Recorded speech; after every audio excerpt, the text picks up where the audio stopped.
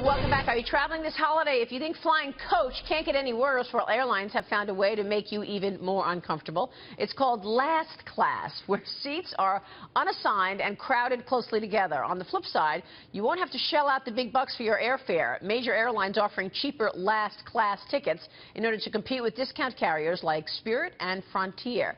But for all of you looking to skip the holiday craziness and travel in style, there's always the option of flying on a private jet. My next guest is expecting a double-digit increase in volume this holiday season. We want to bring in Sentient Jet CEO and President Andrew Collins. Andrew, good to see you. Nice to see you as How's well. business? Business is great. Yeah, tell us about it. So this will be our biggest flying season since 2007.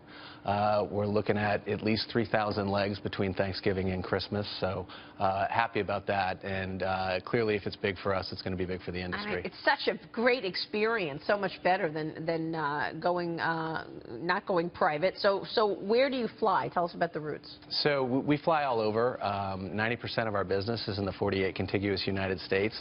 For the holidays, where I think we're really seeing the impact is in Florida. 40% year-over-year growth into Aspen.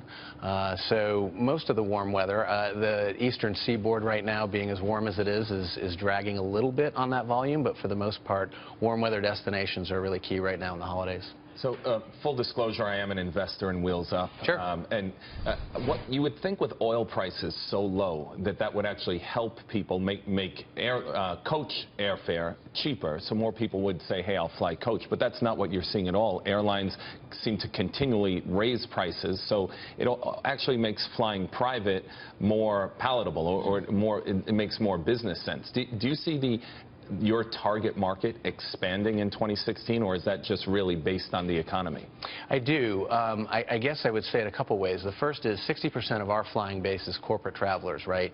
So they can't necessarily change the clock that we all run off of, but they can manipulate it through private flying. It's a great productivity tool. I expect to continue to see an appetite in the corporate markets, but I think there are new models, new innovations, new ways to crack kind of that next layer of private flyers. So I tend to think we're working on some things, and as you mentioned, there are some other companies doing some interesting stuff in the space. Yep. Speaking of that, Andrew, during the commercial break, I looked on my iPhone to see how many of these Uber-style apps I could pull up for private flying.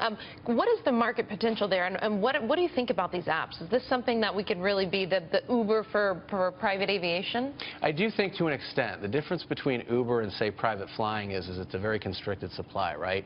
Uber is running off of a commodity-based supply, black cars, Priuses and things like that. Private jets, there's 7,000 worldwide, 4,000 in the 135 market here.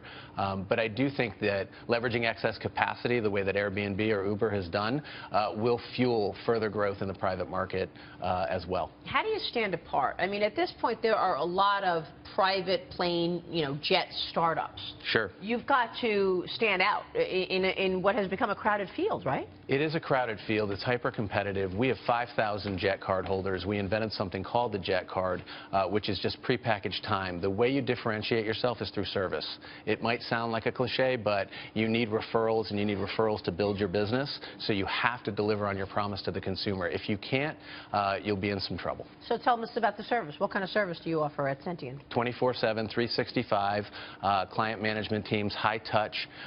We have history on all the aircraft that we fly with, and we have at least 15 years of data on our client base, and we can tell you right down to Coke versus Pepsi or wheat versus white. Wow, I love it. Andrew, congratulations on the success. We'll be watching. Thank you so much. Andrew Collins is the CEO of Sentient Jet.